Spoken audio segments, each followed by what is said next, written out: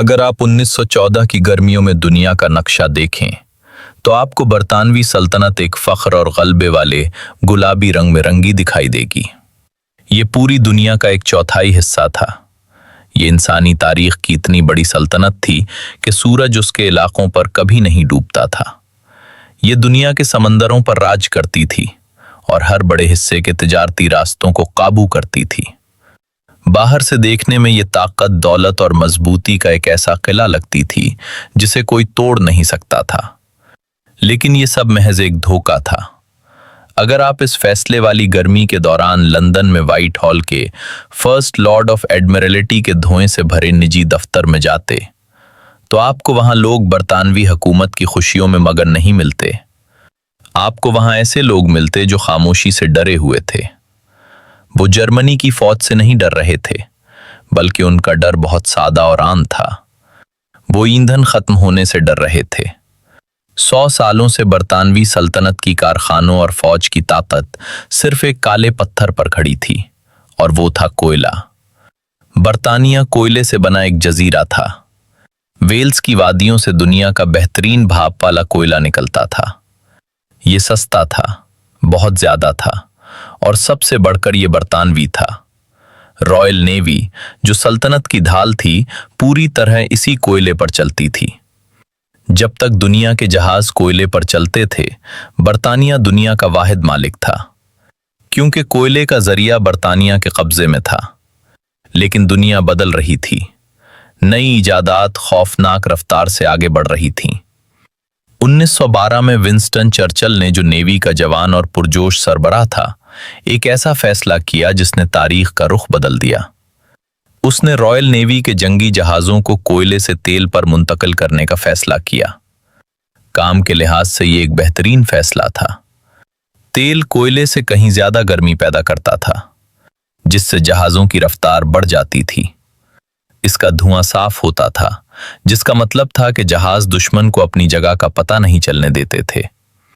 और सबसे बढ़कर यह बहने वाली चीज थी जिसे पाइपर्स के जरिए पंप किया जा सकता था। चर्चिल ने अपनी बात साबित करने के लिए क्वीन एलिजाबेथ क्लास के बड़े जंगी जहाज बनवाए, जो सिर्फ तेल पर चलते थे। मगर सियासी तौर पर यह एक डरावना ख्वाब था। बरतानिया में तेल नहीं था। तेल पर बदलकर चर्चिल ने रॉयल नेवी को एक ऐसी चीज का मोहताज बना दिया जो हजारों मील दूर से मंगवानी पड़ती थी। इस एक फैसले ने बरतानवी हुकूमत में वो खौफ पैदा किया जो सीधा मशरक़ वस्ता पर हमले का सबब बना। उसने उस्मानी इराक के दलदली इलाकों को दुनिया की कीमती तरीन जगह बना दिया। ये कहानी है कि कैसे तेल की जरूरत ने बरतानवी सल्तनत को इस मुल्क पर हमला करने पर मजबूर किया जो अभी बना भी नहीं था। ये एक फौजी मुहिम के रूप में एक कंपनी का डाका था। ये कहानी है कि कैसे बरतानवी हुकूमत ने छुपकर इंग्लिश पर्शियन ऑयल कंपनी को खरीदा और फिर बरतानवी फौज को उसके असासे बचाने के लिए इस्तेमाल किया। ये इराक की इजाद की कहानी है, जो लोगों के लिए एक मुल्क नहीं बल्कि तेल रखने के एक डब्बे के तौर पर बनाया गया था। इसे समझने के लिए हमें 10 साल पीछे विलियम नॉक्स डार्सी को देखना होगा। वो कोई फौजी नहीं बल्कि एक सरमायाकार था जिसने ऑस्ट्रेलिया में सोना निकालकर दौलत कमाई थी। वो किसी नए बड़े मुनाफा की तलाश में था। 1900 में उसने ईरान में तेल होने की अफवाहें सुनी। उस वक्त दुनिया का तेल अमेरिका और रूस से आता था। ईरान में तेल निकालना एक पागलपन लगता था, मगर डार्सी ने खतरा मोल लिया। 1901 में उसने ईरान के शाह के साथ मुआहिदा किया, जिसने उसे एक बहुत बड़े इलाके में 60 साल तक तेल ढूंढने का हक दे दिया। बदले में शाह को 20,000 पाउंड नकद और 16% मुनाफा का वादा मिला। 7 साल तक डार्सी ने अपना सारा पैसा रेत में बहा दिया। इसके इंजीनियर जॉर्ज रेनॉल्ड्स ने शदीद गर्मी, बीमारियों और हमलों का सामना किया। पैसा खत्म हो गया था। 1908 में लंदन के मालिकान ने हिम्मत हार दी और रेनॉल्ड्स को काम रोक कर वापस आने का पैगाम भेज दिया। मगर रेनॉल्ड्स जिद्दी था। उसने पैगाम को नजरअंदाज किया और मजीद 1 हफ्ता काम जारी रखा। 26 मई 1908 की सुबह जमीन के नीचे से एक गरज सुनाई दी और काला तेल 50 फीट बुलंदी तक निकल पड़ा। उन्हें तारीख का एक सबसे बड़ा तेल का जखीरा मिल गया था। डार्सी ने एंग्लो पर्शियन ऑयल कंपनी बनाई, जो आज BP बन चुकी है। उन्होंने फौरी तौर पर पाइपलाइन और कारखाना बनाया, मगर एक मसला था।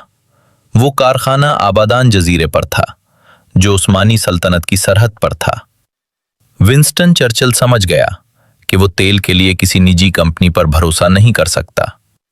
इसलिए 1914 में जंग शुरू होने से कुछ हफ्ते पहले उसने कानून पास करवाया कि बरतानवी हुकूमत इस कंपनी के 51% हिस्से खरीद ले।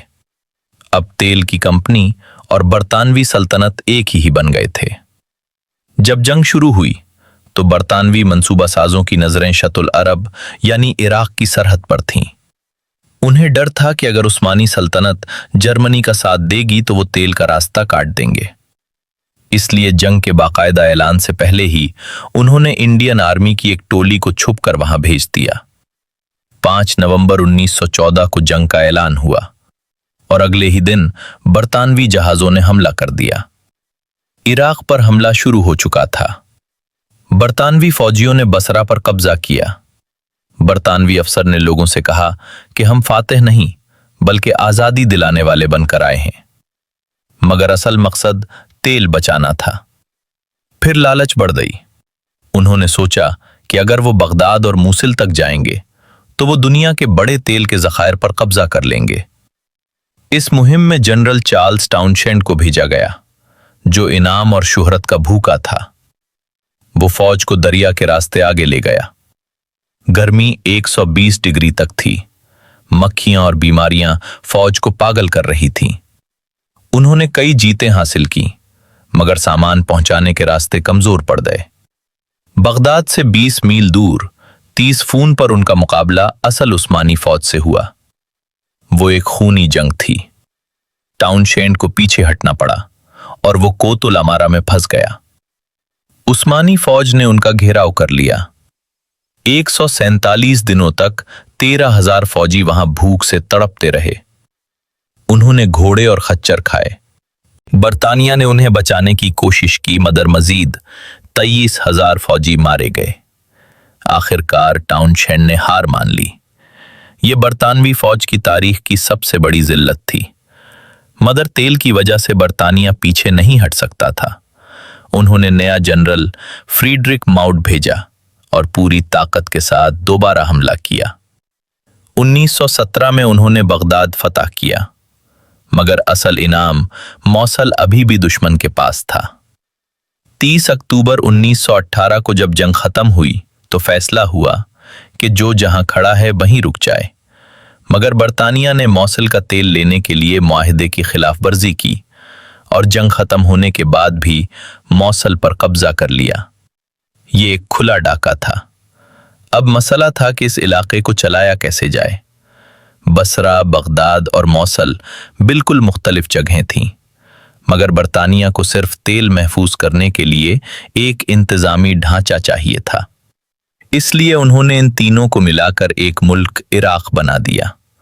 सरहदें लोगों की पसंद पर नहीं बल्कि तेल की कंपनी की जरूरत पर बनाई गईं।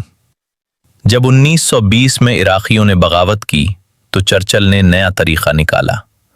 जमीन पर फौज भेजने के बजाय उन्होंने जहाजों से देहातों पर बम गिराए ताकि खौफ फैलाया जाए। फिर उन्होंने शहजादा फैसल को लाकर इराक के तख्त पर बिठा दिया, जो कि एक बाहर का शख्स था। 1925 में एक ऐसा मुआहिदा किया गया जिसने 75 साल तक इराक का सारा तेल बरतानवी और दीगर कंपनियों को दे दिया। इराक को मुनाफा के बजाय सिर्फ एक मामूली फीस मिलती थी। इस तरह इराक एक गलत बुनियाद पर पैदा हुआ, एक ऐसा मुल्क जो दूसरों की लालच के लिए बनाया गया था। जब 2003 में अमेरिका और बरतानिया ने दोबारा हमला किया तो वो उन्हीं रास्तों पर चल रहे थे जहां पहले हमले हुए थे। बगदाद के कब्रिस्तान में उन हजारों फौजियों की कब्रें हैं जो 1914 में मारे गए। वो समझते थे कि वो मुल्क के लिए लड़ रहे हैं, मगर सच ये था कि वो पाइपलाइन और कारखाने के लिए मारे गए। 1914 का हमला तारीख की पहली तेल की जंग थी। बरतानवी सल्तनत चली गई, मगर उनकी बनाई हुई सरहदें और तेल की लालच आज भी इराक को जंग की आग में रखे हुए है।